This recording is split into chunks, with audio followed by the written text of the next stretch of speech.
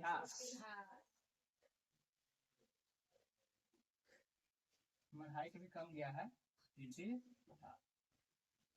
अब इस पे ज्यादा हम समय न बिता के, इति मतलब बीता हुआ, हास मतलब कहानी। यह सामाजिक विज्ञान का वैसा विषय है, एक बार हम लिख के दिखाते हैं।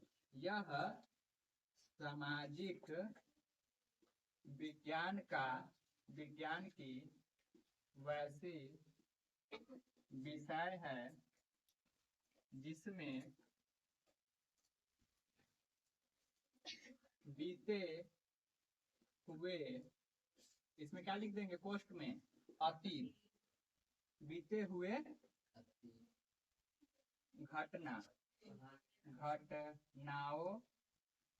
अब कौन घटना? तो विशेष घटनाओं का अध्ययन इतिहास कहलाता है।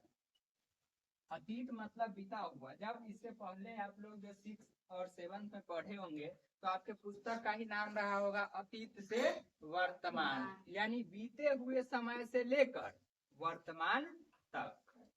इसका मतलब ये ना हुआ, बीते हुए समय से लेकर वर्तमान तक को क्या बोलेंगे, अतीत से वर्तमान तक। तो यह सामाजिक विज्ञान की वैसी शाखा है, यह सामाजिक विज्ञान की वैसी विषय है या शाखा है जिसमें बीते हुए विशेष घटनाओं का अध्ययन करते हैं। अब इसमें तो हम बीते हुए के साथ साथ विशेष भी लिखे हैं। अब ऐसा क्यों लिखे हैं? क्योंकि इतिहास बनाना बहुत हार्ड है। अब आपके दादा रहे होंगे, परदादा रहे होंगे, वो भी जिंदा थे, वो भी खाए पिए सब कुछ किए कि नहीं? तो क्या उसको इतिहास में पढ़ते हैं? लेकिन गांधी को पढ़ते हैं, जवाहरलाल नेहरू को पढ़ते हैं, और अब तक जो राहुल गांधी पूरा खानदान पढ़ते हैं कि नहीं? नेहरू परिवार, लालू परिवार। तो वो सब क्या उसको क्यों पढ़ते हैं? वो सब विशेष कुछ किए इतिहास में, तभी ना पढ़ते हैं। ना हर कोई को इतिहास में पढ़ सकते हैं? नहीं पढ़ सकते हैं।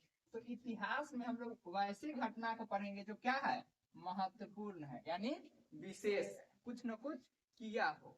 तो इतिहास बनाना बहुत मुश्किल है। आपका इतिहास में पढ़ने लगे लोग कैसे, जब आप कुछ विशेष काम कीजिएगा तब ना। कैसी आए, खाएंगे पिएंगे या बीवी रखेंगे, मर जाएंगे, तो ऐसे में उसको इतिहास में लिख देगा? नहीं ना लिखेगा। तो इतिहास कब उसका लिखाता है? जब कोई बहुत महत्वपूर्ण काम करे। तो इस हिसाब से इतिहास बनाना बहुत मुश्किल है, लेकिन पढ़ना मुश्किल नहीं। हम तो क्या करेंगे, अभी इतिहास बना नहीं रहे, क्या कर रहे हैं, पढ़ रहे हैं। एक बगल से टूटल है, हमको ध्यान नहीं था। हम लोग अभी इतिहास क्या कर रहे हैं, पढ़ रहे हैं। तो पढ़ना आसान है लेकिन बनाना मुश्किल है। तो हम लोग अभी आसान काम कर रहे हैं या कठिन? आसान काम कर रहे हैं। तो यह दिमाग में बैठा लीजिए कि इतिहास बनाना मुश्किल है लेकिन इतिहास पढ़ना बहुत आसान है। और हम लोग पढ़ने क्या जा रहे हैं, इतिहास। क्या पढ़ने जा रहे हैं, इतिहास। किस क्लास का? क्लास 10th का। क्लास 10th का पहला चैप्टर का नाम क्या है, में राष्ट्रवाद। थोड़ा हम नीचे ही लिखते हैं ताकि जो है उस स्क्रीन पे दिख सके। यूरोप में राष्ट्रवाद, यूरोप में राष्ट्रवाद। सही चल रहा है? यूरोप में राष्ट्रवाद। यूरोप क्या है, तो एक महादेश है। क्या है, एक महादेश है। सबसे छोटा महादेश यूरोप है ना।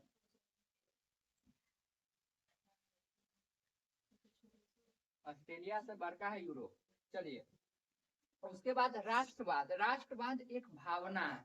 राष्ट्रवाद क्या है, एक भावना है। अपने देश के प्रति, अपने देश के प्रति जो सकारात्मक भावना होंगे वही क्या कहलाएंगे, राष्ट्रवाद। जहां nation first and self last is known as राष्ट्रवाद। मतलब जहां पे आपका जो नेशन है, आपका जो देश है पहले आए और आप उसमें आपका जो जितना भी बात हो वो सबसे पीछे आए, वही क्या कहलाता है, राष्ट्रवाद कहलाता है। अगर आज लड़ाई हो जाए इस देश के अंदर हिंदू मुस्लिम में, तो दो अलग अलग भाग में बट जाते हैं, लेकिन आज ही चीन से लड़ाई हो जाए तो सब एक साथ मिलके कि नहीं, राष्ट्रवादी भावना हम लोग एक है, एक साथ लड़ेंगे, है कि नहीं। तो अंदर में तो कुछ अलग मैटर है। ऐसे गांव में या कहीं भी घर में तो सबको हल्ला गुल्ला मार पीट होता ही है, लेकिन बाहर से एकदम शांत दिखते हैं कि नहीं, एकदम शांत दिखते हैं। अब घर में जिसके देह में मांस नहीं होगा उसको भी कोई बात बर्दाश्त नहीं होगा, कुछ बोल दो बस मारपीट हो जाएगा, हो जाता है कि नहीं। तो घर में कुछ हो लेकिन बाहर एकदम शांत दिखता है, दिखता है कि नहीं। लड़की सब कोई खास बात कहे हैं, फिर हम पतला रहे हमको बोल दिया।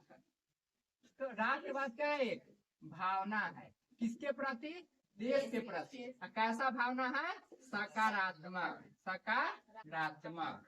अपने देश के प्रति जो भी सकारात्मक भावना है वही क्या कहलाएंगे, राष्ट्रवाद। जैसे मानिए हमारे मन में एक भावना है कि हम कुछ ऐसा काम कर दे जिससे देश का नाम हो जाए, पूरा दुनिया के पेपर में आए कि इंडिया के जो बच्चा ये काम किया है, तो यही भावना क्या कहलाता है, राष्ट्रवाद। जरूरी नहीं है कि जो बॉर्डर पे सैनिक खड़ा है उसी के अंदर राष्ट्रवादी की भावना है। देश में पल रहे हर एक बच्चे के अंदर राष्ट्रवादी की भावना होनी चाहिए कि अपने देश के प्रति कुछ करे। समझ में आया कि नहीं। तो राष्ट्रवाद क्या है समझ गया, एक भावना है कि देश सबसे पहले होनी चाहिए। तो देश के प्रति जो भी सकारात्मक भावना है वो सभी क्या कहलाएंगे, राष्ट्रवाद। क्या केवल राष्ट्रवाद की भावना सैनिक में ही होंगे, नेता में, देश के अंदर हर एक नागरिक में होंगे। समझ में आया कि नहीं। इसको मिटा दे। अब हम लोग जो पढ़ रहे हैं यूरोप में राष्ट्रवाद, यानी जो यूरोप महादेश है वहां पे तो कई देश है। अब उसमें राष्ट्रवाद की भावना क्यों पनपा, क्या समस्या था, इसके बारे में भी जानना होगा। तो इससे पहले आप लोग क्लास 9th में फ्रांस की क्रांति के बारे में पढ़े होइएगा। फ्रांस की क्रांति, फ्रांस की क्रांति। क्रांति का अर्थ होता है बदलाव। अब हम जब जब क्रांति बोलेंगे तो क्या समझिएगा, बदलाव। बदलाव मतलब बोले कि यहाँ पे क्रांति हुआ, मतलब वहां पे क्या हुआ, बदलाव हुआ। तो फ्रांस की क्रांति मतलब फ्रांस में क्या हो गया, बदलाव हो गया। और यह घटना हुआ था, इसको ठीक से याद रखिएगा, 1789, 1789, 1789। फ्रांस की क्रांति कब हुई थी, 1789। ऑब्जेक्टिव में पूछता है फ्रांस की क्रांति कब हुआ था, 1789। याद सबसे मस्त रखना है 1789। जब ये देखना ऑब्जेक्टिव में छोटा कहाँ लाइन से दिख रहा है उसी को मार देना है, ठीक, ये सही होगा। तो फ्रांस की क्रांति के बारे में क्लास 9th में आप लोगों को पढ़ना था। जब फ्रांस की क्रांति हुआ ना तो वहां के जो राजा था, रानी था, मैरी, उस सबको क्या किया गया कि पूरा जनता पिनक गया था। वहां पे जनता सब राजा से उकच गया था। फ्रांस के अंदर राजा का शासन था, सब लुई 16वां 15वां पढ़े कि नहीं, पिनक गया था वो जनता था। और पुरुष तो पिन के ठीक लगता है, महिला से भी पिनक गई सब एकदम। देश के अंदर ऐसा होगा एकदम पूरा सब राजा को फांसी दे दिया, सब गैलोटीन में चढ़ा के मार दिया।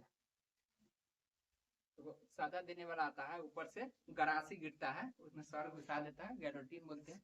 सर आता है और उसको काट देता है, कुछ ऐसा मशीन होता है।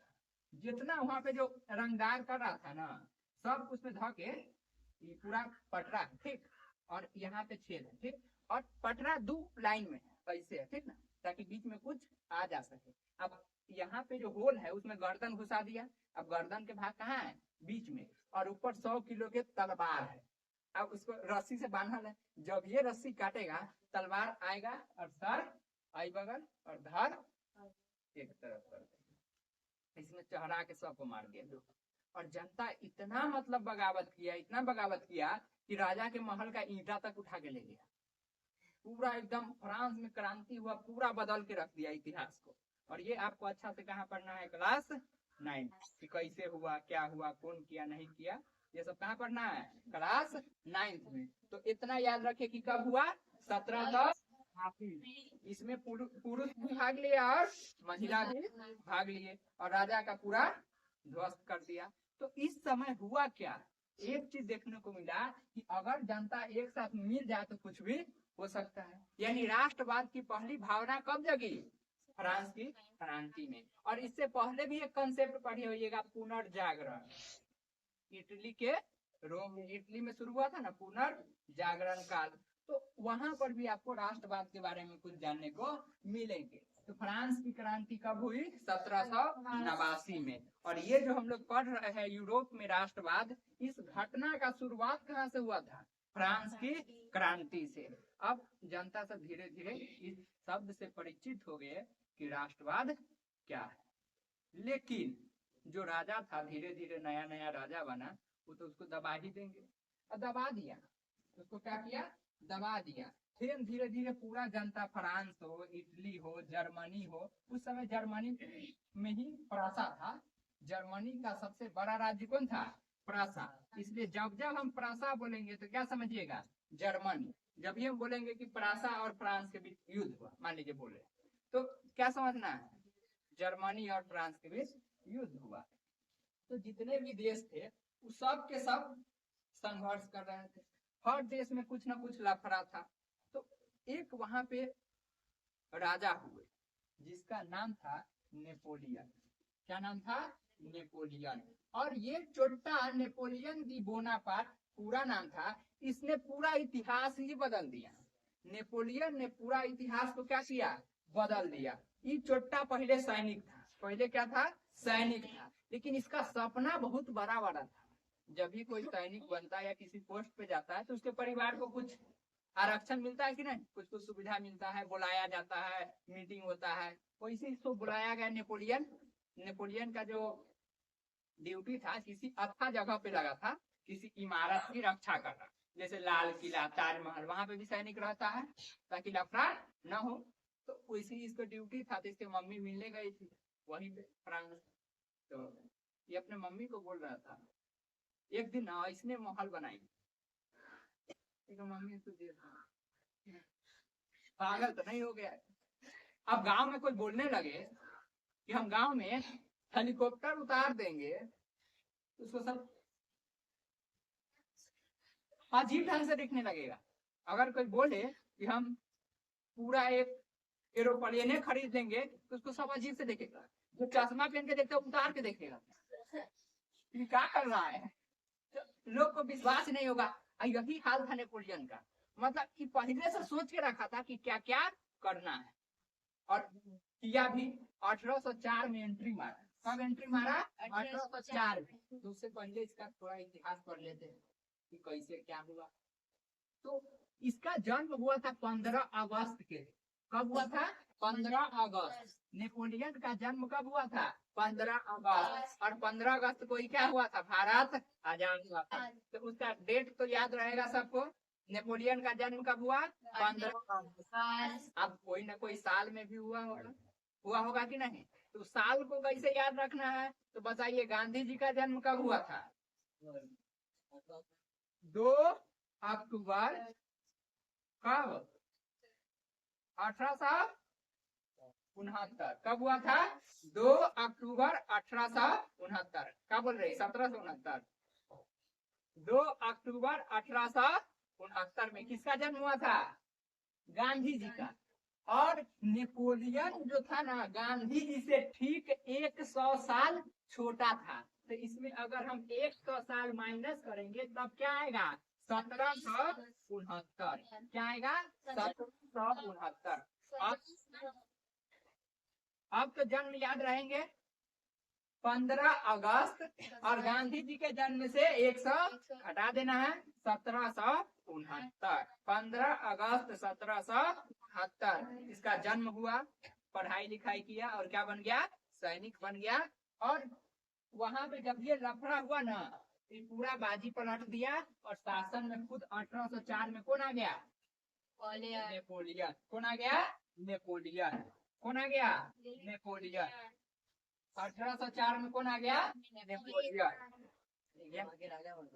हाँ, ये शासन में आ गया। अच्छा हम बोल दिए कि गांधी जी से छोटा था कि बड़ा था, उल्टा साथ बोल दिए ना। अभी देखे ये गांधी जी से ये 100 साल बड़ा था और गांधी जी से छोटा था। हम उल्टा बोल दिए कि 100 साल छोटा था, मतलब घटा दिए, इस कंसेप्ट में बोल दिए थे। फिर याद रखिएगा 100 साल बड़ा, यानी जब गांधी जी आए नेपोलियन का हवा खत्म हो गया था।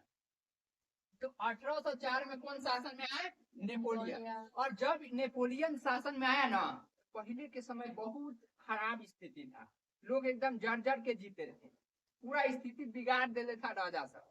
तो नेपोलियन जो है ना अपना एक नियम लाया जिसको कहते हैं नेपोलियन संहिता। क्या बोलते हैं? नेपोलियन संहिता। संहिता, और संहिता का मतलब होता है नियम कानून। क्या होता है? नियम कानून। तो नेपोलियन अपना क्या लाया? नियम कानून, यानी नेपोलियन संहिता। जब नेपोलियन शासन में आया तो क्या लाया? नेपोलियन संहिता। और उसमें कोड था। कोड मतलब उसमें जो भी लिखा हुआ था किस किस मुद्दे पे, तो उसमें कुल मुद्दा की संख्या कितना था? 6, जिसको क्या बोलते हैं?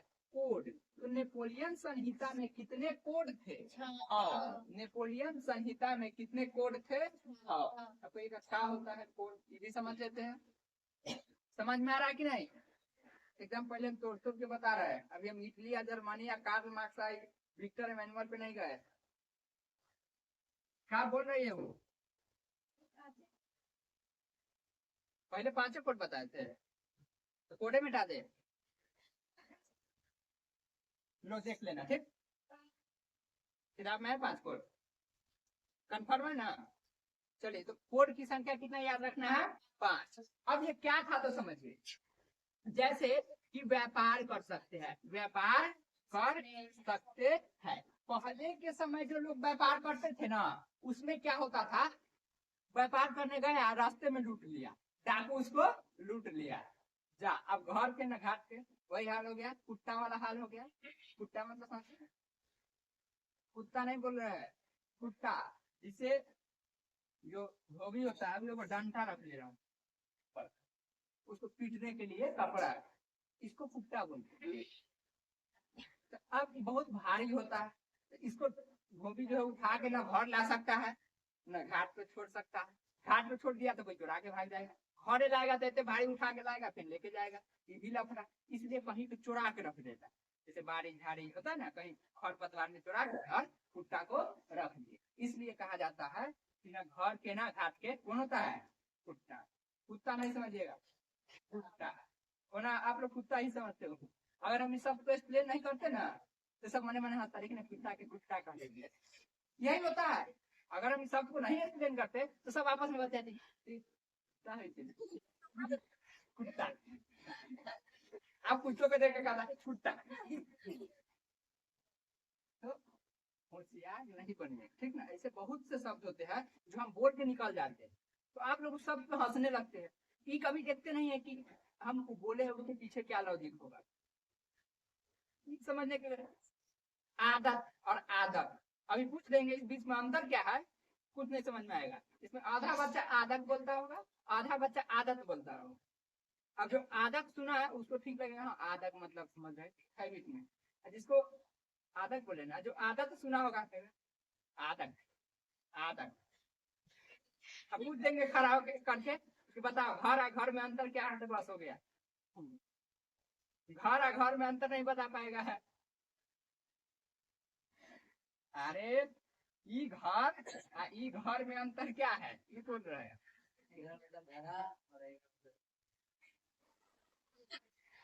बस हो गया, कंसेप्ट पूरा बिगड़ जाता है।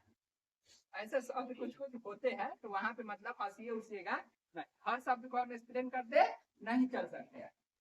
तो व्यापार कर सकते हैं, अब कोई लुटाए फुटाए का कोई दिक्कत नहीं था, तो ये अच्छा व्यवस्था था।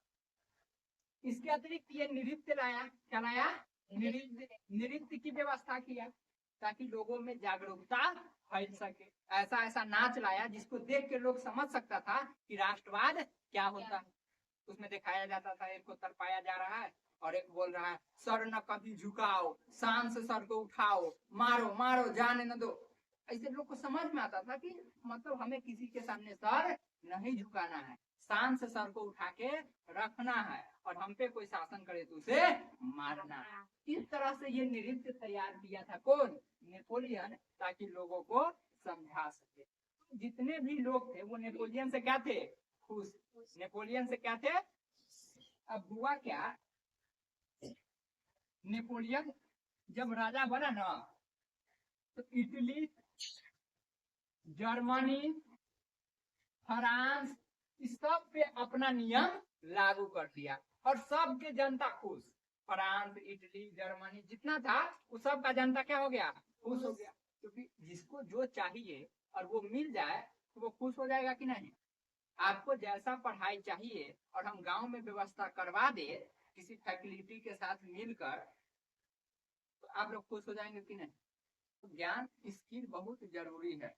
किसी भी फील्ड का आपके पास स्किल होना चाहिए। अगर ज्ञान है फिर भी आप कुछ नहीं कर पाइएगा। आप गांव में देख लीजिए, जो 12th कर लिया, ग्रेजुएशन कर लिया, फिर भी उसको कुछ नहीं हो रहा है, कोई नौकरी तोकरी नहीं है, क्योंकि उसके पास स्किल नहीं है। अगर उसके पास स्किल होता तो आई कोई अच्छा काम करता। किसी भी चीज का स्किल, अगर आप चाहते हैं कि क्रिकेटर बने और दिन रात आप पढ़ रहे हैं मैथ, तो आपको लगता है क्रिकेटर बन जाइएगा? क्रिकेटर के लिए आपको बैट लेके मैदान में उतरना पड़ेगा, तब जाके आप क्रिकेटर बनिएगा। तो क्या बनना है उस हिसाब से आप काम कर रहे हैं कि नहीं, इस काम पे भी ध्यान दीजिए कि किसको क्या बनना है। बाकी नहीं बनना है तो उसको नहीं करना है, बाकी जिंदगी तो बीती जाएगी। ईटा ढोना है, खाना बनाना है, ये सब है काम, वो सब राजमिस्त्री रखता है, छड़ काटो इस सब पे। किसको क्या बनना है उस हिसाब से वर्क कीजिए, अभी से आगे चल के कोई दिक्कत नहीं होगा। हम सोच लिए कि टीचर बनेंगे तो 8वीं से पढ़ाने लगे, अब धीरे धीरे क्या है स्किल डेवलप। तो क्या करना है उस लेवल से ही काम शुरू अभी से कर दीजिए, नहीं ना कि 12th पहले बेटा हो गए। चलिए यहाँ तक में कोई दिक्कत? तो नेपोलियन, नहीं ना क्या भुला गया हम कहाँ पढ़ा रहे थे। नेपोलियन जो है इटली, जर्मनी, फ्रांस, इस सब पे क्या किया? अपना दबदबा जमा लिया। अब नेपोलियन को लगा कि हम तो राजा बन गए रे। अब सोचा कि चलो एक बार रूस को मारते हैं। क्या करते हैं? रूस को मारते हैं। जब रूस को हरा देंगे तब दुनिया का तो सबसे बड़का देश कौन है? रूस। रूस से हरा देंगे तो हम तो सोचे दुनिया में फेमस हो जाएंगे। चलो चलो 1 2 3। अब फ्रांस की जो छोटा नेपोलियन है, नेपोलियन, नेपोलियन किससे युद्ध करने चला गया? रूस से। किससे युद्ध करने चला गया? रूस। और युद्ध में हुआ क्या? नेपोलियन का साथ वही देगा ना जो नेपोलियन को चाहता है। कौन चाहता है?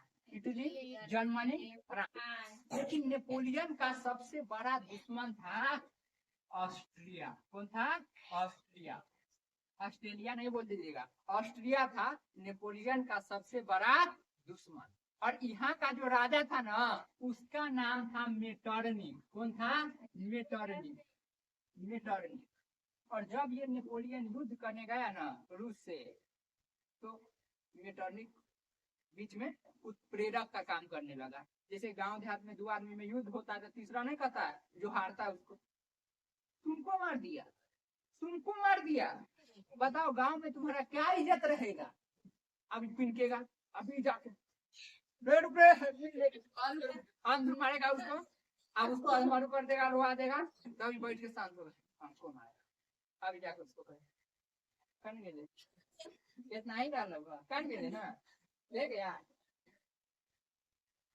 तब इसका एकदम नाक में हवा फेंकेगा, गाता उड़ेगा फिल्म के एक्शन की तरफ, तब तब इसको लगेगा कि जान आया। उसके बाद ये भी मारपीट अंधुर, फिर जो हारेगा उसको कहेगा अब इज्जत तो खर्चा, फिर से मारपीट ले। ये उत्प्रेरक का काम करता है। यही कौन करने चल गया? मेटरनिक करने चल गया। बताओ तुमसे लड़ेगा, रूस को कहने लगा इतना बड़ा देश है और तुमसे लड़ने आ रहा है, बताओ अगर तुम हार गया तो हम लोग क्या कहेंगे? क्या होगा तुम्हारा? इज्जत नहीं है, इज्जत नहीं है भाई, ये नहीं होता, उसका इज्जत नहीं रहेगा। तो मेटरनिक कहते हम भी तुम्हारा साथ देंगे, रूस का साथ देंगे, बस हो गया। रूस भी पूरा सेना तैयार किया, इधर से आया और युद्ध हो गया। और यह युद्ध कब हुआ? 1815 में, 14-15 में हुआ। मतलब युद्ध काफी ज्यादा समय तक चल गया। तो जैसे कि अभी समझिए कौन महीना? अगस्त। ठीक, मान लीजिए अभी कोई घटना हुआ या कोई चीज बनने लगा, ठीक, और अगस्त के महीने 2026 अगस्त में बनना शुरू हुआ और मार्च 2027 में बन के रेडी हो जाएगा। तो क्या कहेंगे कब बना? 2026 से 27। समझ में आ रहा कैसे हो रहा? इस तरह का कंसेप्ट यहाँ पे लग गया। युद्ध हुआ अच्छा खासा और लास्ट में बेचारा नेपोलियन हार गया। 4 में एंट्री किया था और 14 में हार गया। 14 में क्या हो गया? जाके हार गया। बताओ अपने किसी को याद है कि युद्ध कहाँ हुआ था? श्रीलंका में, हेलिना पे। मतलब वाटरलू का युद्ध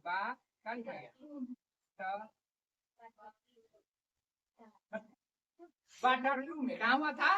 वाटरलू में। और यहाँ पे ये क्या हो गया? हार गया बेचारा। 1814-15 में वाटरलू के युद्ध में नेपोलियन हार गया। नेपोलियन क्या हो गया? हार गया। तो नेपोलियन का पतन कब हुआ? 1815। 1815 नेपोलियन का पतन 1815 में। और एंट्री किया 1804 में। तो 1804 से लेके 1815 तक के बीच के समय को क्या बोलेंगे? नेपोलियन काल। क्या बोलेंगे? नेपोलियन काल। पता बउआ नेपोलियन काल में कोई दिक्कत?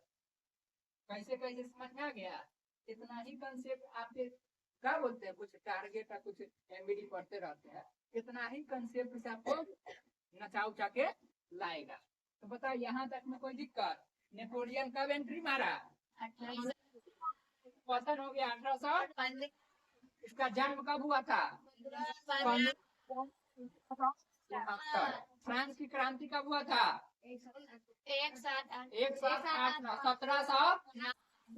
1700। यहाँ तक में कोई दिक्कत?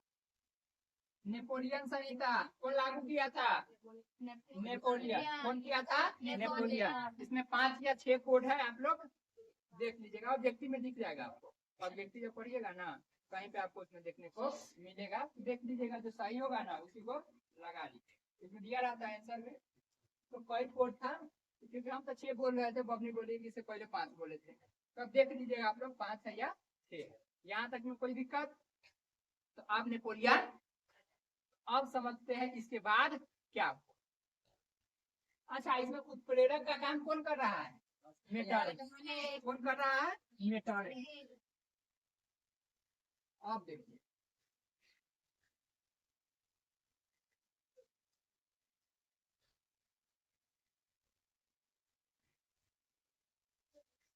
ये जो छोटा मेटारनिक था ना, ये कहाँ का था? ऑस्ट्रेलिया का। ऑस्ट्रिया नहीं बोल दीजिएगा, ऑस्ट्रेलिया का था क्या? ऑस्ट्रिया।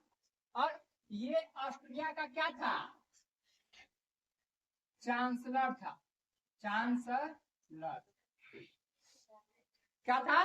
चांसलर था।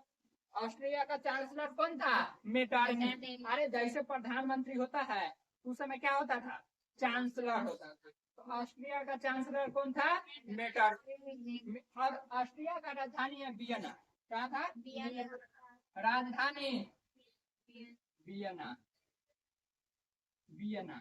इसने क्या किया? वियना में मीटिंग किया। क्या किया? यहाँ पे मीटिंग किया, जिसको बोलते हैं वियना सम्मेलन। क्या बोलते हैं? वियना सम्मेलन कब हुआ? 1815 में। वियना सम्मेलन कब हुआ? 1815 में। और 1815 में जब वियना सम्मेलन हुआ तो इसका मेजबानी कौन कर रहा? मेटरनिक। याद रखिएगा वियना सम्मेलन का मेजबान यानी उसका जो लीडर था वो मेन कौन था? मेटरनिख। यह भी क्वेश्चन पूछता है कि वियना सम्मेलन का मेजबानी कौन कर रहा था? मेटरनिख कर रहा था। और इसका जो व्यवस्था था चाहता क्या था इस सम्मेलन के जरिए? तो पुराने व्यवस्था को वापस लाना, पुराने व्यवस्था को वापस लाना। मतलब जिस व्यवस्था को नेपोलियन बदल दिया था, क्योंकि पहले का व्यवस्था बहुत खराब था और नेपोलियन उसको अच्छा कर दिया और मेटरनिख फिर से क्या चाहता था? खराब हो जाए, फिर से खराब हो जाए और इसका फायदा हो, इसके अंदर में सब काम करे। और नेपोलियन जो बहुत अच्छा अच्छा काम किया। ये जो अगर हम देश बनाए, यहाँ पे है इटली और ऐसे समझिए ये है फ्रांस, स्पेन और यहाँ पे है जर्मनी और ये है ऑस्ट्रेलिया, यहाँ पे स्पेन और इधर अलग अलग देश जितना रूस फूस सब उधर। तो इटली हो गया, फ्रांस हो गया, जर्मनी हो गया।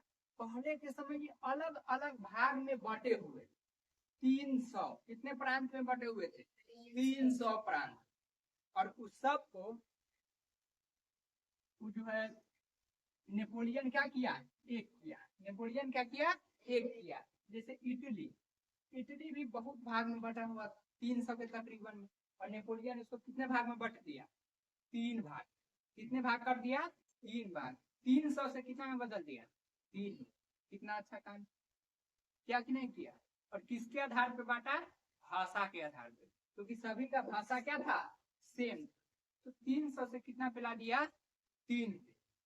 और शीशे भी पाइन ऐसे कर करके शीश पाइन कुछ कुछ नाम होगा इसका, आगे बताएंगे।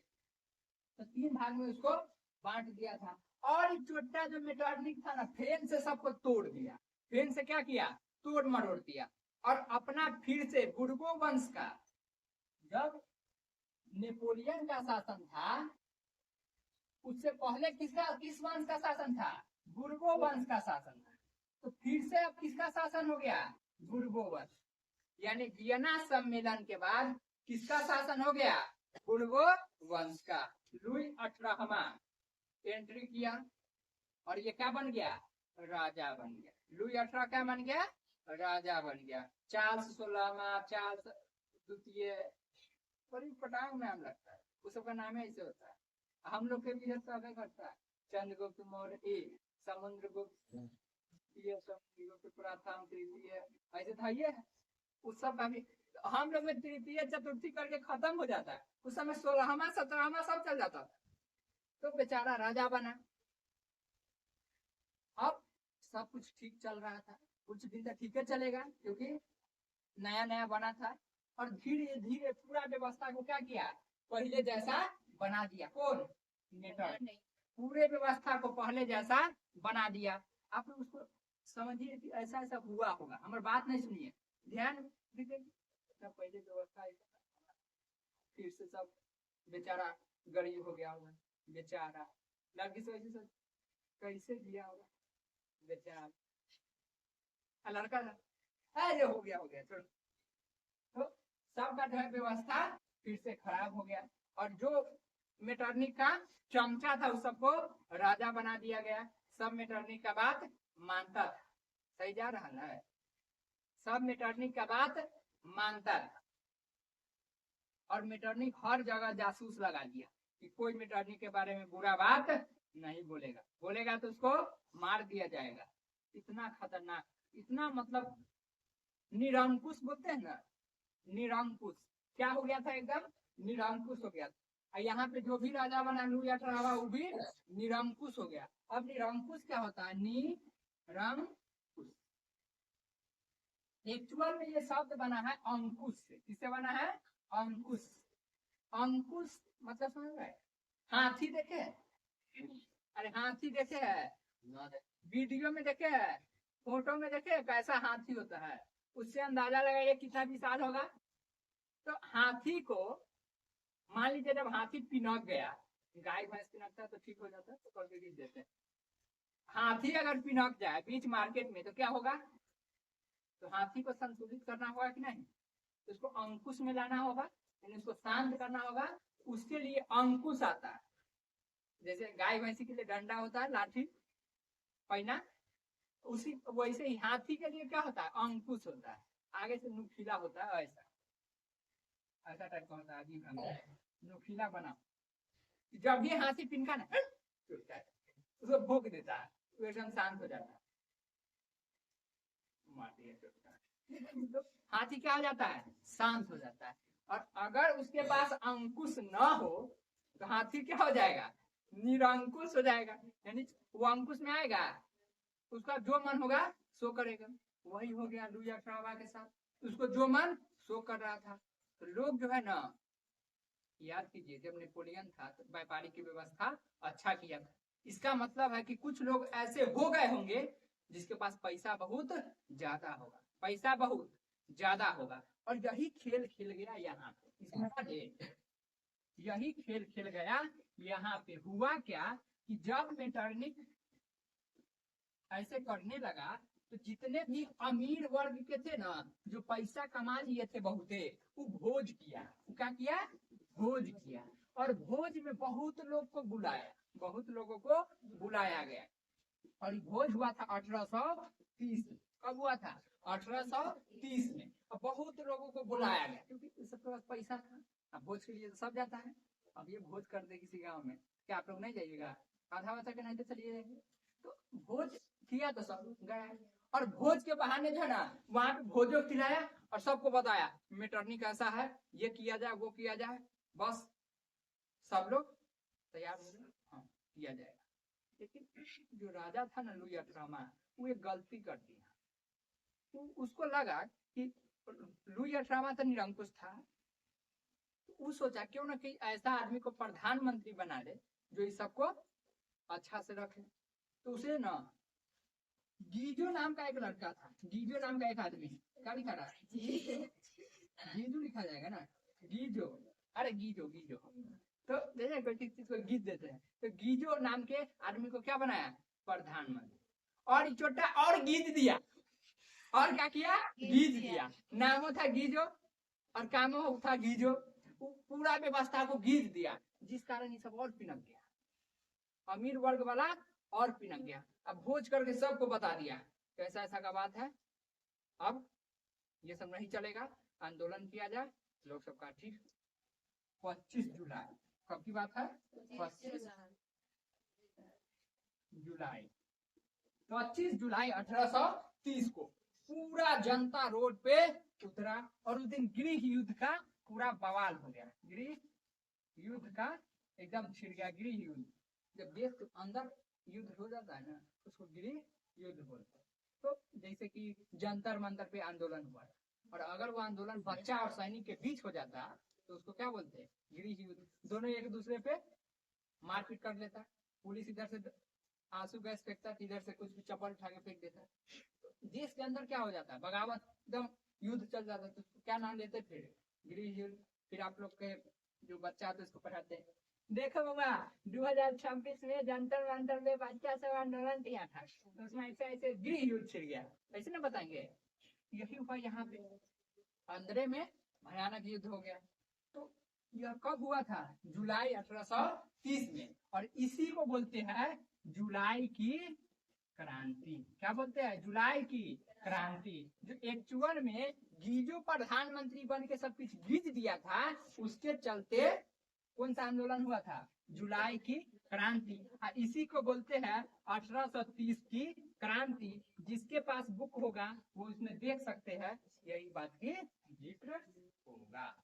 तो 1830 की क्रांति या जुलाई की क्रांति कब हुआ था, 25 जुलाई 1830 को। यहाँ तक में कोई दिक्कत, यहाँ तक में कोई दिक्कत तो बोलिए ना। अरे पता चलना चाहिए, उसमें भी लगना चाहिए, क्योंकि आवाज काटने पड़े। यहाँ तक में कोई दिक्कत नहीं, आगे बढ़ जाए। तो ये बात याद रखिएगा, 25 जुलाई 1830 को आंदोलन गृह युद्ध हुआ। और गीजो लुई अठारह सब कहाँ, लुई अठारह कहाँ भाग गया, लंदन भाग गया। क्या भाग गया, लंदन भाग गया। तब जो राजा बना थोड़ा अच्छा बनेगा, बनेगा कि नहीं, तब बना लुई फिलिप। कौन बना, लुई फिलिप। तब कौन बना, लुई फिलिप, ये नाम लिखा जाएगा आपसे, इसको मिटा दे। तो जब 1857 क्या बोल रहे हैं 1830 की क्रांति हुआ, तब वहां पे राजा कौन बन गया फ्रांस में? Louis Philippe. कौन बना? Louis Philippe. एक मिनट याद रखिएगा, अभी जो भी हम घटना बता रहे हैं वो फ्रांस देश की बता रहे हैं। इसी तरह हम लोग एक बार इटली में चलेंगे, इसी तरह एक बार जर्मनी में चलेंगे, और यही घटना फिर से उसी समय आएगा।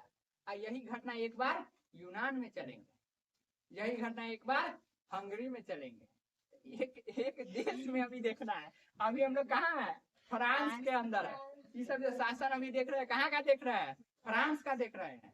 इसलिए अभी काउंट क्या बोला, आप लोग जो दुका दुका पढ़े होइएगा, मेजनी तेजनी पढ़े, वो सब अभी नहीं ना आया है। कहीं नहीं आया है, वो इटली का था। अभी हम कहाँ पे हैं? फ्रांस में। तो समझ में आ रहा है कैसे कंसेप्ट है?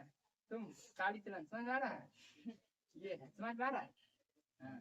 तो ऑब्जेक्टिव याद है ना? ये जो कहाँ का प्रधानमंत्री था, हो गया ना? आप लोग बताओ कहाँ का होगा?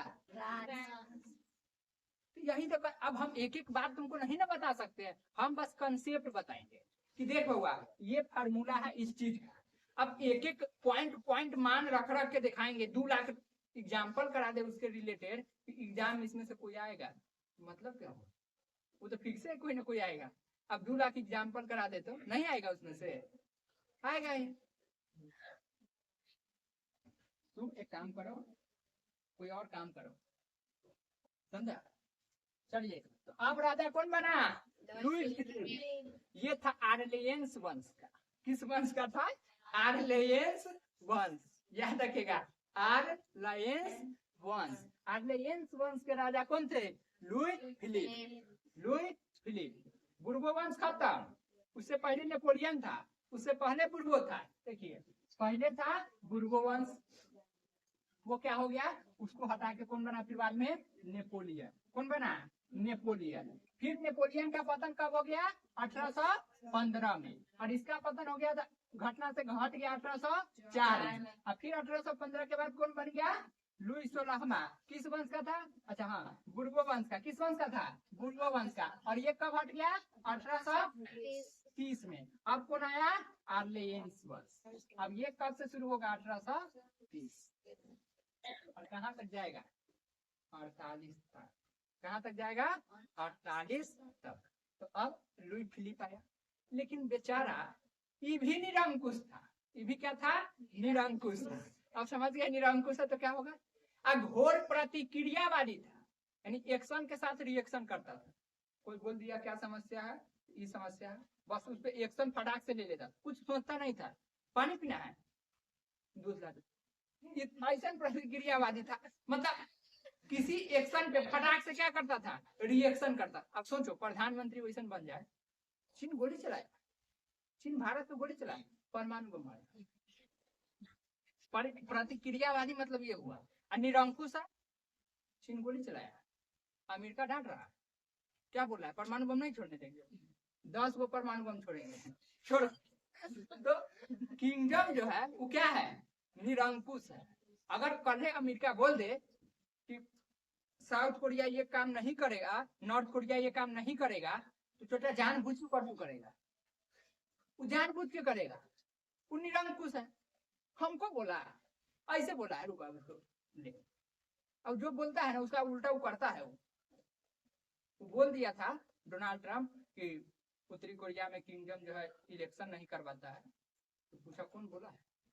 डोनाल्ड ट्रंप बोला। ठीक है, तो दिखाते। अगला दिन इलेक्शन हुआ, 100% वोट उसको पड़ा। हर एक आदमी जो बुढ़वा है, सब जिसको नहीं चला होता है, जो मिर्गी है, जिसको पैरालाइज है, वो जाके उसको वोट दिया है। नहीं देखा तो मरवाइए देगा। सब उसको जाके वोट दिया। उसके बाद कहा इस डेटा को अमेरिका के पास भेज। अब देखा हाँ वो अपने खा रहा था, वोट किसको देगा? सब उसको जाके डालना था, सब जाके डाल दिया। तो एकदम वो कैसा आदमी है? निरंकुश है। उसके साथ साथ प्रतिक्रियावादी भी है, लेकिन उतना ज्यादा नहीं है कि किसी चीज पे अपना देश के अंदर जो भी डिसीजन लेता सोच के लेता, अभी नहीं कि कुछ भी हुआ तो मतलब, लेकिन वो निरंकुश है कि उसको कोई कुछ ना बोले, और उसको बोल देगा तुम खराब है तो प्लास्टिक सर्जरी करवा लेगा, ना होगा बदलवा लेगा, ऐसा आदमी है। तो यही होता है निरंकुश और प्रतिक्रियावादी शासन आ जाए तब पूरा सत्ता बदल जाएगा। अब मोदी अगर प्रतिक्रियावादी हो जाए और लोग कहे कि देश में गैस की कमी है, गैस की कमी है, तब पता चले पूरे गांव में गैस का एक अथी पिछवा दे, ले खोलो जरा ले बनाओ, तो हो गया, फिर देश भी लट जाएगा। अरे उससे गैस लगे तो पैसा लगेगा कि नहीं, तो पूरा बिल डाल देगा। ये सब सही नहीं होता है। यही कौन कर दिया? Louis Philippe. बेचारा ये भी सोचा राजा बने, कुछ मजा उजा लिया जाए, एकदम प्रतिक्रियावादी बन गया, हर एक्शन पे रिएक्शन मारता था। अब परिणाम ये हुआ कि इसको भी 1848 की जो घटना हुआ क्रांति, उसमें बेचारा को कहाँ जाना पड़ा? लंदन। कहाँ जाना पड़ा? लंदन जाना पड़ा। ये भी भाग गया। 1848 में फ्रांस पूर्णतः क्या हो गया? उधर फिट हो गया। अब कहा हम स्वतंत्र। तो ये हुआ फ्रांस की बात। अब कहाँ चलते हैं? इटली में चलते हैं। अब कहाँ चलते हैं? इटली।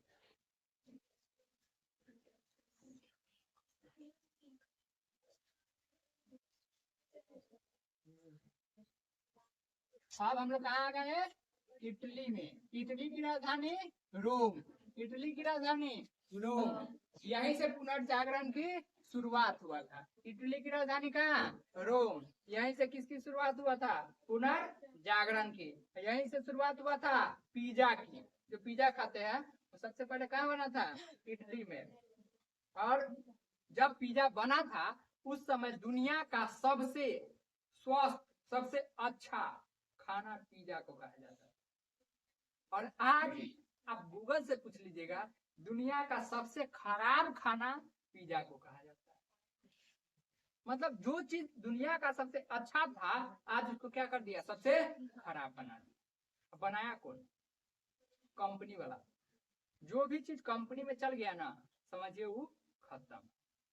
जो भी सामान आप लोग खाते हैं और कंपनी से होके आ रहा है, मतलब वो चीज खाने लायक नहीं। चाहे वो बिस्कुट हो, चॉकलेट, कुछ हो, कंपनी उसमें कुछ ना कुछ मिलाएगा अपना फायदा के लिए, और तनखा को बहुते बना देगा, तो खूब मुनाफा कमाएगा। आपको थोड़ी देखेगा मर रहा है कि जी रहा है, उसको तो फायदा चाहिए, उस हिसाब से वो तैयार करेगा। तो पूरा बिगाड़ दिया। यहीं से पिज्जा आया था। तो लड़की सब खूब खाती है, क्या खाएंगे? पिज्जा। चलिए आगे बढ़े। तो अब आए इटली में। अब ये बताओ कि नेपोलियन शासन में कब आया था? 1804 में। जब ये शासन में आया ना नेपोलियन, उसी टाइम इटली में उसके अगला साल एक इंसान का जन्म हुआ जिसका नाम था जोसेफ मेजनी। क्या नाम था? Joseph Mazzini. तो जोसेफ मेजनी का जन्म कब हुआ? 1805 में। जोसेफ मेजनी का जन्म कब हुआ? 1805 में। और ये बहुत अच्छा इंसान था। ये डरता नहीं था। ये डरता नहीं था, बचपने से नहीं डरता था। ये चाहता था कि मैं डरने की इसके सामने आए, मौका मिले तो मार देंगे। मतलब ये अनंत सिंह था। अनंत सिंह जो इलेक्शन वगैरह में खड़ा होते हैं, अनंत सिंह। जब बिहार का मुख्यमंत्री वो था जीतन राम मांझी, आप लोग उस समय नहीं थे। जीतन राम मांझी जब था ना मुख्यमंत्री, तो अनंत सिंह से पूछा गया कि आप जीतन राम मांझी के बारे में क्या कहते हैं, तो कहा उसको मारेंगे हम। मुख्यमंत्री को कह रहा है। अब पूछा उससे, वो भी हार गया था। तब अब अति होता है ना, जिसका तो चलता है। अब पूछा कि आप जीतन राम मांझी के बारे में क्या बोलते हैं? उसको तो मारे के मन हो रहा है। अगर वो गार्ड हटा ले, मुख्यमंत्री तो गार्ड रहेगा, गार्ड हटा ले तो उसको जाके मारेंगे हम। गार्ड है, गार्डवा को हटा ले, उसको मारने का इतना मन कर रहा है कि जाके उसको मारे। ऐसा आदमी था। वही कौन था? चाहता था कि आ जाए कभी पॉइंट पे इसको उड़ा देना। किसको? बेचारे मिटर। और कम उम्र में बढ़िया बढ़िया काम किए देश के लिए, और ये डरता नहीं था। और इटली में एक संगठन था जो गुप्त संगठन था। कैसा संगठन था? गुप्त संगठन जो छुप के काम करता था, जिसका नाम था कार्बोनारी। क्या नाम था? कार्बोनारी। और ये बना था 1820 में। कब का संगठन था? 1820 का। और उसमें जाके कौन जुट गया? मेजनी। कौन जुट गया? मेजनी। और इससे भी देखिए एक ऑब्जेक्टिव कि कार्बोनारी का संबंध किससे है? समझ में आ रहा है? ऑब्जेक्टिव जो बनाता है किस सोच से बनाता है? क्योंकि मेजनी में कौन जुटा था? मेजनी किसमें जुटा था? कार्बोनारी में। इसीलिए पूछा कि कार्बोनारी का संबंध किससे है? बाकी कोई जुटले नहीं था तो संबंध होगा? नहीं होगा। इस तरह से ऑब्जेक्टिव तैयार करना। अगर कंसेप्ट आपको पता है तो हम ऑब्जेक्टिव के बारे में ना भी पता है कुछ तो आप ऑब्जेक्टिव हिला दीजिएगा। यहाँ तक में कोई दिक्कत? तो 1820 में कौन संगठन बना था? गुप्त संगठन कार्बोनारी। ऐसा नाम देखता है कार्बोनारी अर्थात किसका? अगर किसी को पता चले तो किसको पकड़ेगा? नारी को। किसको सा करेगा? महिला अर्थात किसका? एकदम दिमाग लगा के गुप्त संगठन बना। और देश को कैसे, मतलब इसका काम था राष्ट्रवाद वापस लाना। राष्ट्रवाद वापस लाना, लोगों में जागरूकता फैलाना, किसका काम था? कार्बोनारी। कब का संगठन था? 1820 का। काम अच्छा खासा चलने लगा। और ये जो है मेजनी अपने देश के अंदर पूरा जनता को एकदम अपना पीछे कर लिया। मेजनी का एकदम दीवाना हो गया था इटली। मेजनी का क्या हो गया? दीवाना हो गया इटली। सब कुछ सही चल रहा था। समय आया 1830 का। कौन समय आया? 1830 का। 1830 में क्रांति हुआ। 1830 में क्या हुआ? क्रांति हुआ। और जो मेटरनिक था ना वो दबा दिया। 1830 की क्रांति को मेटरनिक क्या किया? दबा दिया। मेटरनिक क्या किया? दबा दिया। और बेचारा मेजनी को इटली छोड़ के जाना। इटली छोड़ के 1830 में क्या किया? मेजनी चल। इसके कारण मेटरनिक के इटली छोड़ के चल। फिर भी ये हारा नहीं। अच्छा 1830 में और कुछ हुआ था फ्रांस में, जुलाई 1830 की क्रांति। समझ आ रहा? उसी समय यहाँ भी हुआ। यहाँ पे कौन कर रहा था? मेजनी। और फ्रांस में कौन कर रहा था? वहां का अमीर आदमी। वहां का अमीर आदमी ने कर रहा था। और यहाँ पे मेजनी। तो वहां पे अमीर आदमी को दबा दिया और यहाँ पे मेजनी को। और बेचारा देश छोड़ के जाना पड़ा। चल गया देश छोड़। 1830 में हुआ, देश छोड़ के चल गया। लेकिन क्या इस देश के लिए काम करना छोड़ा? नहीं छोड़ा। कहा झुकेगा नहीं, ऊपर आया। और किया क्या? देश के बाहर ही ऐसा काम किया जो देश के अंदर हो रहा है। मतलब देश के बाहर से ही देश के अंदर सब कुछ कंट्रोल कर रहा था चिट्ठी उठी के माध्यम से। और 1831 में एक अपना संगठन बना दिया इटली के अंदर, जिसको बोलते हैं यंग इटली। Young Italy. तो यंग इटली की स्थापना कब हुआ? 1831 में। कब हुआ था? 1831 में। यंग इटली की स्थापना 1831 में। कौन किया था? मेजनी। मेजनी का पूरा नाम था जोसेफ मेजनी। तो कौन किया था? Joseph Mazzini. पूरा नाम है बस जोसेफ मेजनी, वैसे मेजनी मेजनी ही बोलेंगे। और इसके बाद ये घटना पूरे यूरोप का था ना, तो इसने क्या किया? 1834 में यंग यूरोप की स्थापना कर दिया। Young Europe. तो यंग यूरोप की स्थापना कब हुआ? 1834 में। कौन किया? तो यंग इटली और यंग यूरोप की स्थापना कौन किया? यंग इटली की स्थापना कब हुई? चंद्रमा। कब हुआ?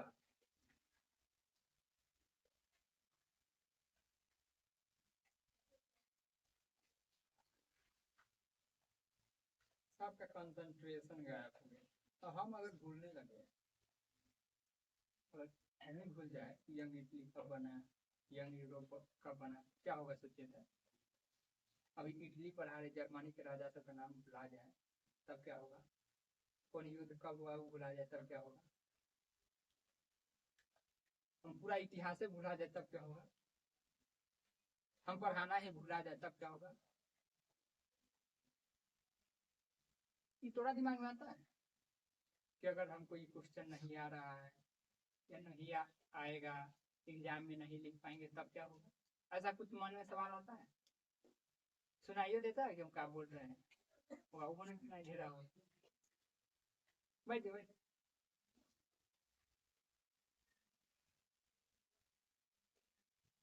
तो बता, यंग यूरोप की स्थापना कब हुआ?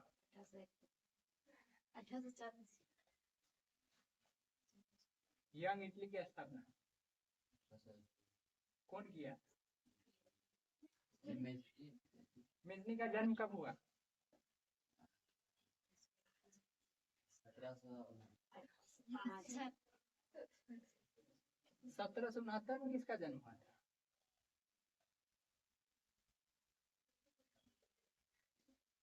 गैरीबाल्दी का।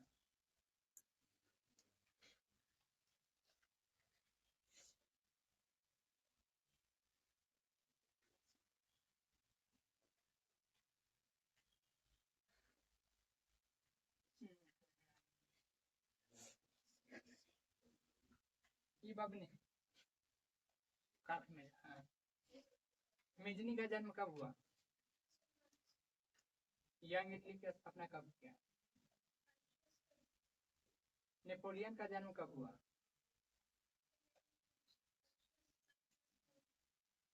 1700। और तारीख? मेटरनिक का फोटो लगा दो। तारीख जब उस समय सब ये पेज खोल के बैठे थे ना, जब देखने के लिए तारीख बताओ। तारीख बता। इसको पिटाई लगेगा कि नहीं? आधा बात सुन लेते, आधा बात बोल ले। बीच में जाए। हाँ ये। हाँ हाँ, उठो उठो उठो। चलो तुम बताओ, कार्बोनारी का संबंध किससे है? कार्बोनारी कब बना?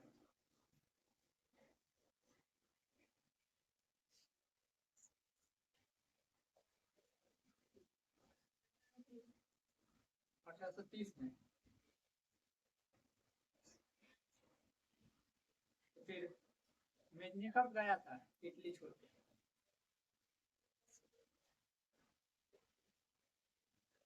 बैठिए बैठिए। आधा बात सुन ले, आधा बात।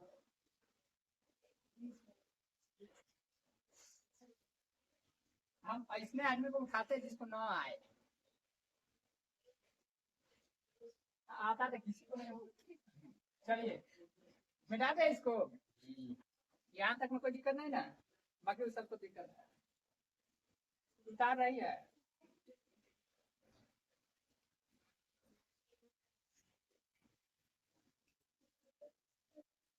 इसका हम नोट्स बना के भेज देंगे क्या? यहाँ से प्रिंट करा के सबको। अरे अभी बात से सर जी प्रिंट कर देंगे।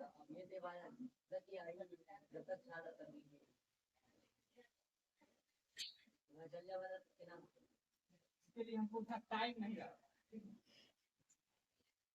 जब ये बात हुआ कि हमको यहाँ पढ़ाने आना है, उसके लिए भी हम सुबह ना करके शाम, क्योंकि बीच में कुछ ना कुछ होगा, उस हिसाब से सेट करना पड़ता है। अब बनाना है। अब हम ये बोल दिए कि 10th का ये बनाना है, उससे पहले 4 गो और बोले हुए बनाना है। वो 4 गो पहले बनेगा तब अब 10th का बनेगा। और उसके बाद फिर कुछ का बोलेंगे, या तो वीडियो में बोलेंगे या फिर वही बात बोल दिए, उसके बाद उसका बारी है। पहले वो 4 गो बनेगा तब 10th का बनेगा। हाँ ऐसे होता है।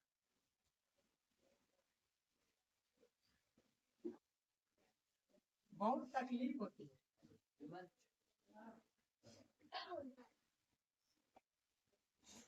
जो टाइम लग रहा है हिस्ट्री में समझना, राजा फाजा गाजा खाजा। ज्योग्राफी में क्या है? संसाधन दो प्रकार का होता है, मानव निर्मित एगो और हो जाता है, मानव एगो हो जाता है, प्राकृतिक फलना चिलना ये वो डिजिटल। ये ना होता संसाधन में। गांधी जी ये बोले थे, फलना ने ये बोला था, चिलना ने ये बोला था, बस संक्षेप चलिए आगे बढ़े। यहाँ तक में कोई दिक्कत है? अब देखिए समय बीतता गया, राजा बना विक्टर एमेनुअल। कौन बना? Victor Emmanuel. और इसने प्रधानमंत्री बनाया काउंट काबुल। किसको बनाया? Count Cavour. हमारी बात सुनते जाओ, ठीक? और उसको लिख भी सकते हैं आप, इसको हमको लिखने में उतना मजा नहीं आता, मिटाना पड़ता है। विक्टर एमेनुअल राजा बना और प्रधानमंत्री कौन बना?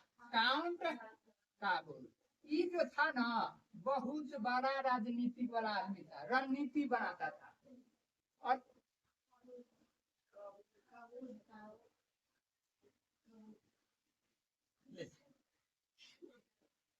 ठीक है, और ठीक है ना। तो जो काउंट काबुल था ना ये पूरा अपने इटली के समस्या को पूरे यूरोप के समस्या बना दिया। इटली के समस्या को क्या किया? यूरोप के समस्या बना दिया। और इसी को देख के मेजनी इटली के बाहर ही यंग यूरोप बना दिया। हमारा माइंडसेट कहाँ मैच कर रहा है? कि अंदर था, मेजनी बाहर था, बाहर पूरा यंग यूरोप बना दिया और इस समस्या को भी यूरोप के समस्या बना दिया। मतलब ऐसा ऐसा कांड कर दिया, लड़ाई किया और सबको एहसास दिलाया कि हम लोग कमजोर हैं। मेटरनिक के सामने ऐसा कांड किया कि पूरा यूरोप को यह एहसास दिला दिया कि हम लोग मेटरनिक के आगे कमजोर है। मेटरनिक सब पे शासन किए हुआ है और सबका दबदबा किसके अंदर में है? मेटरनिक सब पे अपना दबदबा जमाए हुआ है। और ये करके इसने साबित कर दिया पूरे यूरोप में कि जो हमारी समस्या है वो पूरे यूरोप की समस्या है। तो किसने अपनी समस्या को यूरोप की समस्या बना दी? काउंट काबुल। इतना खतरनाक काम, तो बहुत बड़ा रणनीति कौन बनाता था? काउंट काबुल। यहाँ तक में कोई दिक्कत? आगे बढ़े। तो ये बहुत अच्छा काम, यहाँ तक में कोई दिक्कत नहीं ना। और बाद में फिर मेजनी चल आया, बाद में मेजनी इटली चल आया। बाद में मेजनी क्या हो गया? इटली वापस चले आए, सब कुछ ठीक ठाक चला। और समय क्या आएगा? 1848। क्या आएगा? 1848। और पूरा खेल हुए होगा मेटरनिक का पतन। क्या हो जाएगा? मेटरनिक का पतन। अब एक झलक आपके बुक देखते हैं। मेटरनिक हो गया 1848 की क्रांति, कट्टर प्रतिक्रियावादी था ना, लुई फिलिप भाग गया ना। जुलाई की क्रांति 25 जुलाई 1830 को 4 अध्यादेशों द्वारा तत्वों का गला घोटने का प्रयास किया गया। विरोध में पेरिस में क्रांति की लहर दौड़ाई गई। फ्रांस के पेरिस में क्रांति का लहर कैसे दौड़ाया गया था? घोष करके। याद आया? कौन किया था? वहां के अमीर आदमी सब।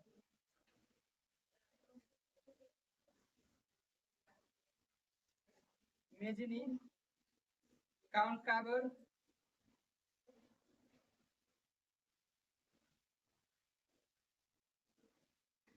गैरीबाल्डी।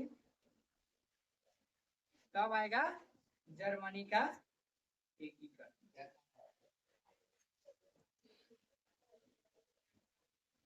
चलिए आगे बढ़े, आगे बढ़े। तो अब इटली को खत्म करते हैं, अब कहाँ चलना है? जर्मनी के एकीकरण में। चलिए, तो काउंट काबुल ये सबसे बड़ा क्या था? रणनीति बनाता था, सबसे बड़ा रणनीति बनाता था। और ये पूरा यूरोप को एहसास दिला दिया कि हम लोग किसके अधीन है?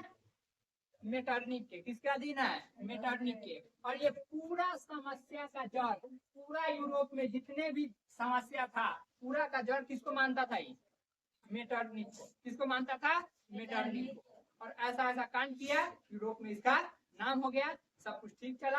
और 1848 में जो घटना हुआ वो तो हम लोग जानते हैं। तो अब एक झलक यहीं से मारते हैं जर्मनी में। कहाँ चलते हैं? जर्मनी में। जर्मनी में भी एक आदमी था जो पूरे चीज को कंट्रोल कर रहा था। पूरे चीज को क्या कर रहा था? कंट्रोल कर रहा था। इस घटना को कंट्रोल करने के लिए रहा होगा ना कोई। जर्मनी में था ऑटोमन बिस्मार्क, जो शॉर्टकट में सीधे क्या बोलते हैं? बिस्मार्क। बिस्मार्क। अब यार टीवी ऑब्जेक्टिव में देखे होइएगा कहीं ना कहीं दिखा था। तो बिस्मार्क कहाँ का था? कांट कहाँ का था? Italy. Victor Emmanuel Italy. Mazzini Italy. समझ में ना?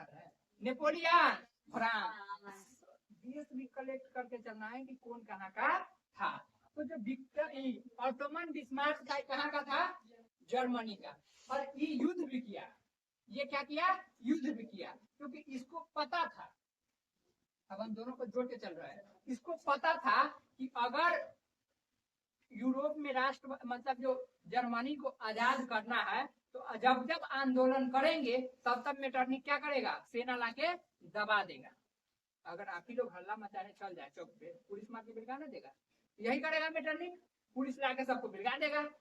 तो मेटरनिक समझ गया और इसने सोच लिया कि ईवी क्या करेगा? अपना सेना बनाएगा। क्या करेगा? अपना सेना बनाएगा। और ईवी संघर्ष करना शुरू किया। ईवी संघर्ष करना शुरू किया। लेकिन याद रखिएगा, बेचारा बहुत बाद में आजाद हुआ।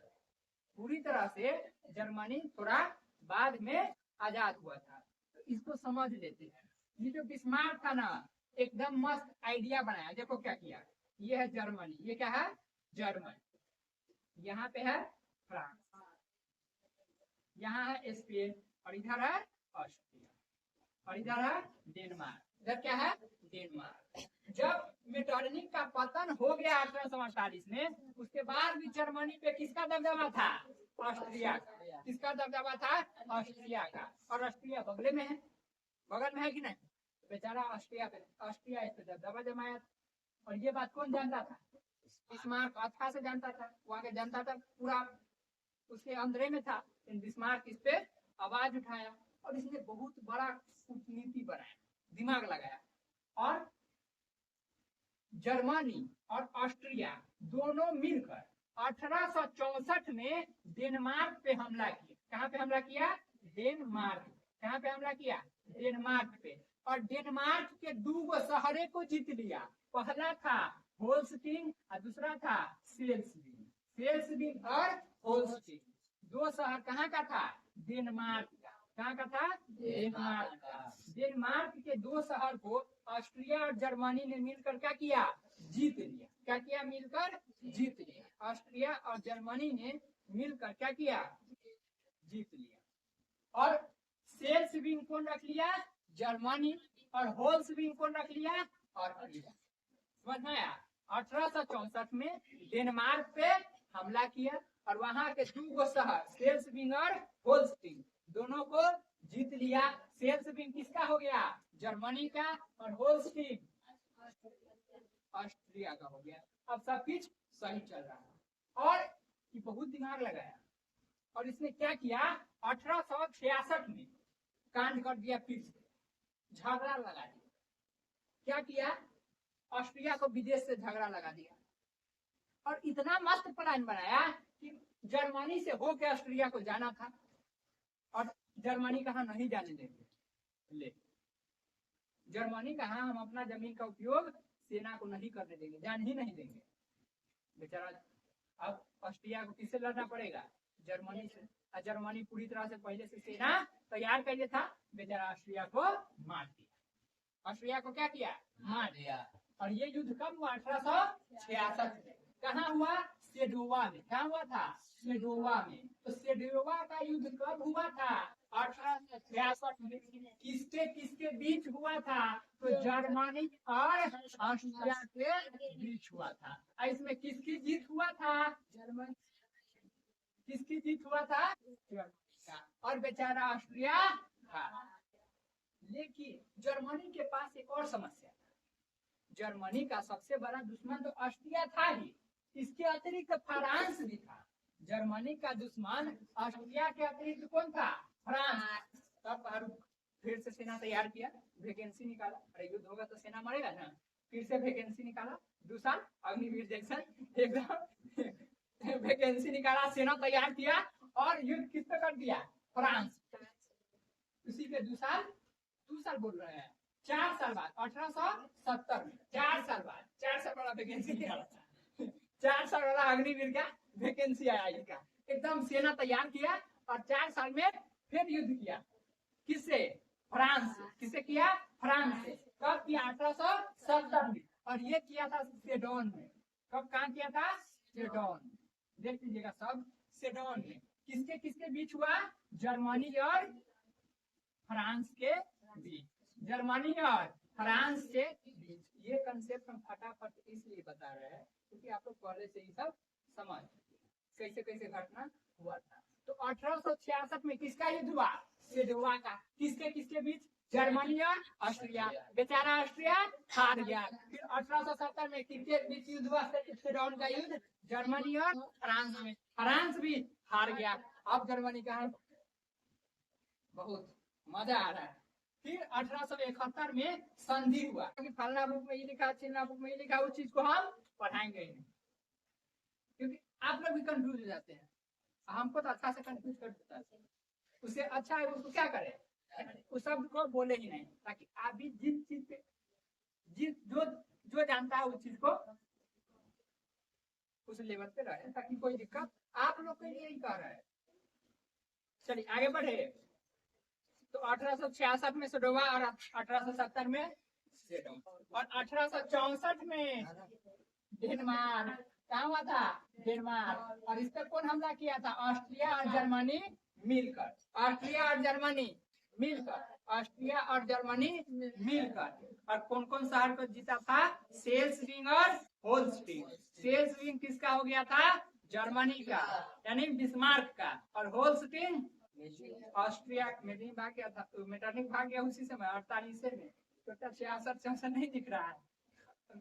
मेटरनिक का भाग गया 48 में भाग गया था। इसका मतलब है, अब यहाँ पे समझो कि जब मेटरनिक 1815 में दबदबा जमाया, 1815 में नेपोलियन काल के बाद, और 1848 में मेटरनिक भाग गया। इसका मतलब है कि 1815 से लेके 1848 तक के बीच के काल को क्या बोलेंगे? मेटरनिक काल। क्या बोलेंगे? मेटरनिक काल। तो पूछता है मेटरनिक काल से आप क्या समझते हैं? जैसे कोई आपको क्वेश्चन देगा बना, अरे आइए आने जाती है, याद है? तो मेटरनिक युग से आप क्या समझते हैं? समझ में आ रहा है क्या समझते हैं? 1815 और 48 के बीच जो मेटरनिक कांड किया, कर्म तो सब करता है, तो कांड किया था, तो जो भी कांड किया उसके बारे में चर्चा। अब पढ़ा तो क्या कुछ कर्म नहीं ना था, सब कांडे रहा। चलिए आगे बढ़े, आगे बढ़ा जाए। इस तरह हमने देखा फ्रांस का हो गया, जर्मनी का हो गया, लेकिन इटली में एक समस्या बना रहा। वो समस्या ये था कि इटली में पादरी रहता था। कौन रहता था? पादरी रहता था। और पादरी, इस बात पादरी समझ रहे हैं? अरे चर्च में जो रहता है ईसाई धर्म का गुरु पुजारी, वो सब इस बात को मानने से इनकार कर रहा था कि इटली एक देश है। मान ही नहीं रहा था। इस समस्या प्लस में इटली 3 भाग में था, उत्तरी भाग, दक्षिणी भाग और मध्य भाग। मध्य भाग और उत्तरी भाग यानी बीच वाला और ऊपर वाला मिल गया, लेकिन दक्षिण वाला तब भी मिलने को तैयार नहीं था। बिस्मार्क कह रहा था बाबू भैया करके मिल जाओ, तो यो नहीं मिल रहा था। वहां पे एक नाविक जो नाव चलाता है, नाव कहते हैं ना, वो था जिसका नाम था गैरी। क्या नाम था? गैरी गॉल्जी बॉडी वाला नहीं समझिएगा, गैरी ग्वाल्डी। उसने क्या किया? पेशे से क्या था? नाविक। इसने भी सेना बनाया, लाल कुर्ती। क्या नाम दिया? लाल। ये बनाया था लाल कुर्ती। कौन बनाया था? देख लो, तो खूब ऑब्जेक्टिव पढ़ते हैं, खूब। लाल सेना कौन बनाया था? अभी बिस्मार्क बोलते थे ना पहले से, बिस्मार्क। लाल सेना कौन बनाया था? बिस्मार्क। लाल कुर्सी का गठन किया, कुछ सेना था उसमें, लगभग 10,000 की संख्या। और नाविक के कटोरे 10,000 सुना। हाँ अरे जितने नाव खेपता था सब इसका पार्टनर था पहले, सब इसके पीछे था। इसने लाल कुर्ती वाला सेना को तैयार किया जो लाल कलर के कपड़ा पहन के चलता था, अब मारपीट भी करता था, सेना था सब, मतलब आंदोलन में भाग लेता था देश के विरुद्ध में। तो अच्छा खासा काम कौन किया? गैरिबाल्दी। और दक्षिण इटली जो नहीं मिलना चाह रहा था उसको पुल्हा लिया, अपना पक्ष में किया। और ऊपर कौन था? काउंट काबुल, याद आया? विक्टर एमेनुअल राजा और काउंट काबुल प्रधानमंत्री। लेकिन बेचारा काउंट काबुल का मृत्यु हो गया, मतलब नहीं काम करते करते, मतलब अच्छा खासा दिख रहा मर जाता है। काउंट काबुल चलते फिरते मर गए, तो बचा कौन? Victor Emmanuel. तब सत्ता में कौन आ गए फिर से? विक्टर। ये तो वो भी कंट्रोल कौन करता था अच्छा से? काउंट काबुल मर गए, तब विक्टर एमेनुअल खुदे हाथ में ले लिए। उस समय विक्टर एमेनुअल थे और काउंट काबुल मर गए थे। तो गैरिबाल्दी और विक्टर एमेनुअल दोनों मिल गए, यानी उत्तरी भाग, मध्य भाग और दक्षिण भाग पूरी तरह से इटली में मिल गया। और जो गैरिबाल्दी था इसने अपना पूरा सेना जितना चीज बनाया था सबको त्याग के किसान बन। क्या बन गया? किसान। तो पेशे से क्या था? नाविक था। दक्षिण इटली को अपने पक्ष में किया और पूरे इटलीकरण का समीकरण का अंतिम हाथ इसी का न था, हाथ बटाया और खुद क्या बन गया? फिर बाद में किसान बन के साधारण जिंदगी जीने, है ना, जीने लगा हूँ पहले से ज्यादा, वही हाल हो गया।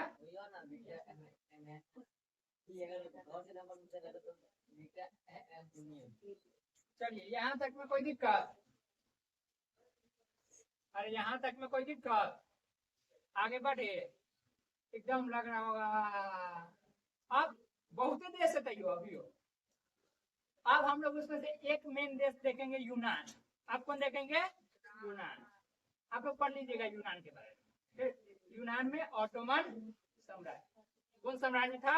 ऑटोमन साम्राज्य। और यूनान को जो अपना अंदर में लिया था उसको बिगाड़ा था, मतलब समझो उस पर जो सत्ता जमाए हुआ था वो इटली जमाए हुआ, तुर्की करके तुर्की जमाए हुआ था, ऐसा हाल बना दिया था।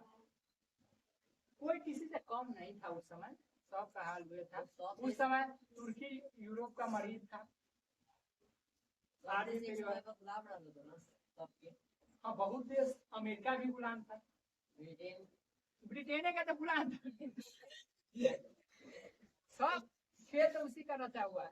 चलिए ये आगे जो है आप लोग, ज्यादा नहीं है, किताब में देखिएगा थोड़ा सा होगा इसके बारे में, थोड़ा हंगरी के बारे में, तो आप लोग पढ़ लीजिए, ठीक ना।